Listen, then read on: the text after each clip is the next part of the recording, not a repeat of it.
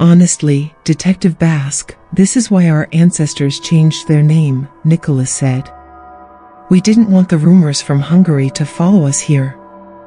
Detective Bask pulled out his notebook and prepared to write. Really, Mr. Nadasti, he said. What rumors would those be? Outrage made the family patriarch clench his hands against the armrests of his chair. Sir, I assure you we are fine American citizens. Nicholas shouted. My great-great-great-grandfather, Frederick Nadasti, fought in your civil war. Our family has been making glorious contributions since our arrival on these shores in 1850. Those must matter more than anything. The seasoned investigator was not satisfied with this answer but knew pressing the issue would not further his objective. I'm sure they have, Mr. Nadasti, Bask said. But the victim, Lesly Peterson, was invited to the masquerade party at your house. She didn't come home that night, or the next. Lesly's parents are very worried. You're a parent, surely you empathize with them. Nicholas relaxed, calculating how to best assuage the detective. Yes, I have my 3 children, he said. I would be inconsolable if anyone harmed them. I will tell you what I know. Nicholas' son, Gregory, was having his 18th birthday party. Gregory was in love with the idea of old meets new. So his mother, Ariana, had decided to have a masquerade with the best DJ in Philadelphia. Make sure you emphasize the dress code, Mom, Gregory said. I want everyone in semi-formal dress and masks are mandatory. His mother was always indulging her only son's whim. Yes, my boy, she said. I promise you'll have the best coming-of-age celebration.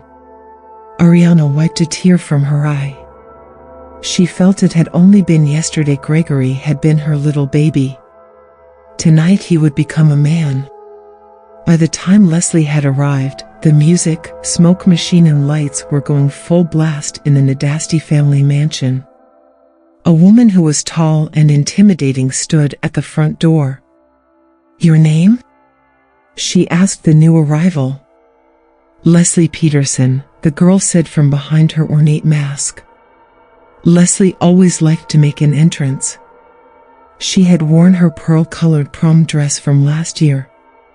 Her face concealed behind a porcelain shell with gold leaf floral patterns around the eyes and mouth. Lesly loved being ostentatious. The woman had finished scanning her list. I found your name, Miss Peterson, she said. Go on in, the ballroom is the first door on the left of the atrium. Lesly thanked the lady and went inside. Gregory had been talking with his sister, Elizabeth, by the refreshment table. So, brother mine, she said. Are you enjoying your big night? Gregory lifted his dragon head mask to take a sip of sparkling cider. I suppose, he answered. I was hoping to find a suitable young lady. Like father asked me to. Elizabeth playfully jabbed her brother with the swan mask that she held on the end of a stick. I see you have your priorities straight, she said. Don't worry, I'm sure your instinct will guide you. He had been about to snap at Elizabeth when he spotted Lesly. Something long dormant stirred in Gregory's veins. He could smell Leslie's sweet scent wafting across the room. Even the fake fog couldn't conceal it. I believe you're right, dear sister, he said. Excuse me. Lesly had been taking in the party scene. She had hoped to see someone she recognized. Perhaps that was foolish considering everyone was in disguise. Why hello, a strong, familiar voice said. She turned to see a tall, sophisticated young man approaching her. He was hot-looking, clad in black with a dragon's face hiding his own. Is that you, Greg? She asked. Nice dragon outfit. He hadn't expected to be recognized. Yes, he said. How do you know me? She laughed a little. It's me, Lesly, she said. We're in AP chemistry together. That seemed to refresh Gregory's memory. Oh yeah, he said, I know you. You're Mr. Riley's favorite student. And also the most attractive girl I know. Lesly flushed at the compliment. Well, I wouldn't say I'm that pretty, she said. Gregory, taking a leaf from his father's book, lifted her hand and kissed it gently. Well, I disagree, he said. I find you irresistible. May I invite you to our private sitting room? We can be more private there. Gregory's natural charm was impossible to say no to. Sure, Lesly said. You don't bite, do you? She giggled mischievously and Gregory joined in her joke. He took her by the hand and led her out of the crowded ballroom. My son sent me a picture, Nicholas said. I believe they call these selfies, don't they? Nicholas handed Detective Bask his cell phone. Bask looked at the screen. It showed Gregory and Lesly sitting on a white antique love seat. Both had their masks off and were smiling at the camera. Nothing to suggest Lesly felt unsafe. It looks like they enjoyed themselves, Bask said. Any idea what happened after that? Nicholas put his phone back in his pocket and pretended to think. I'm not certain, he said. I believe Gregory spent the rest of the night with her. Detective, we were about to eat supper. Why don't you join us? Ariana always makes more than enough food. The investigator's stomach betrayed him. Bask hadn't had time to eat lunch. There had been too much paperwork. Would it be all right if I talk to the rest of your family while we enjoy our meal? He asked. Nicholas rose from his chair. Of course, he said. I understand how important it is to reach the truth quickly. Let me inform my wife you'll be here for dinner. Except all the Nadastis were rather pale. The dining room looked like a Norman Rockwell painting. Nicholas sat at the head of the table. Gregory and Elizabeth sat next to an empty chair reserved for their mother. Across from Elizabeth was a girl of about 5 with black pigtails and a lacy red dress. Who is this little darling? Detective Bask asked. The little girl looked up. I'm Letty, she said. Papa's teaching me about the Countess. Did you know Al? Elizabeth. That hurt. Her elder sister laughed. Oh, Letty, she said. You're just confused. Dad's not teaching you about any royalty. He's teaching you accounting, right? Letty was still rubbing her shin as she answered. Right, she said. Now I remember. So that's why he kept talking about dividends. Bask knew that something was off. Little girls didn't usually learn such complex mathematics. Ariana swept into the room with a large, well-prepared, roasted chicken. Here's the main course, she said. Detective, my wonderful husband has told me you are to sit over by Letty. We are honored to have a real Keystone Cop for supper. Bask took the indicated seat gratefully. Honestly, ma'am, I would rather think of myself as a servant of the citizens of Philadelphia, he said. I'm glad to join you.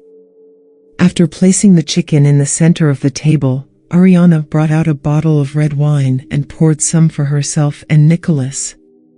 Bask covered the mouth of his goblet. I'm sorry, he said. I can't drink on duty. Ariana smiled sweetly. Perhaps you can drink juice? She asked.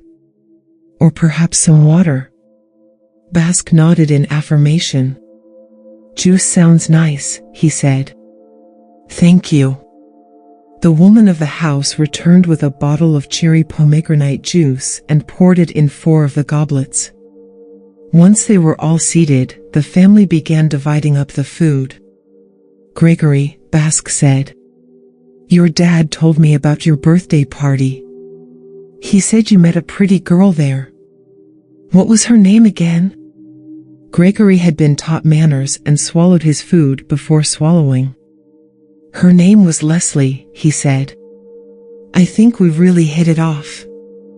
Bask cut a piece of chicken down to size and chewed it thoughtfully. The meat was saltier than he was used to. Bask took a sip from his goblet. Do you know? Bask trailed off. He was beginning to feel like his head was revolving like a ballerina in a dance solo. Nicholas eyed his guest. Are you sure you're feeling well, detective? He asked. I hope you are not overly tired. Bask's face was beginning to tingle and black spots spread over his vision. Mr. Nadasti, Detective Bask lost consciousness as he slumped to the floor.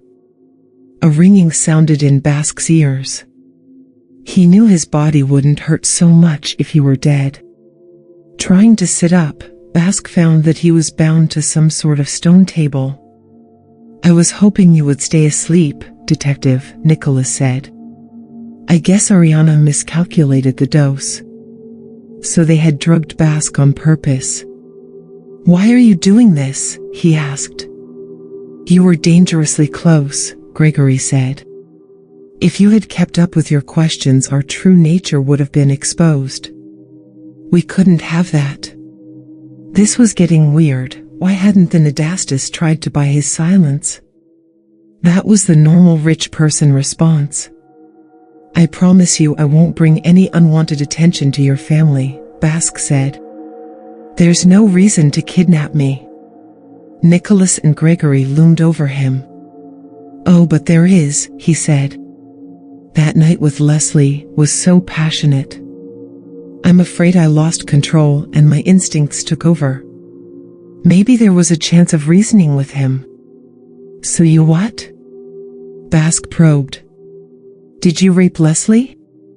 Maybe you killed her? If it was an accident. Her blood was like heaven. Gregory shouted. I couldn't stop drinking. I wanted her to join our covenants. The boy was seriously freaking Bask out. What are you talking about? He asked. Nicholas placed a comforting hand on Gregory's shoulder. His son was sobbing. I suppose it won't hurt to tell you now, Nicholas said. We are descendants of Paul Nadasti, the son of Elizabeth Bathory. Like him, we share in our ancestress legacy. The infamous Countess of Hungary. It was all coming together. We are the last of her faith, Nicholas said. Through her, we are blessed and cursed. We have covenanted to serve the ancestors' gods and they bless us with extremely long lives. But that blessing comes with a price. We must feed off human blood once in a while. Also, our kind cannot reproduce with those not of the covenant. So it was Gregory's turn to take a mate. He was supposed to convert her, but I suppose my son has trouble controlling his thirst. Bask was breaking out in goosebumps. This was so not what he'd been expecting. Why couldn't these people have been ordinary suspects? Did they have to be supernatural fiends? We'll try to be gentle, Nicholas promised. We just can't let you live. Now that you know our secret. It's not personal, honestly. Both men had sprouted fangs and their eyes glowed red. Bask only screamed for a second as their teeth tore into the arteries in his neck. In less than a minute, the detective was dead.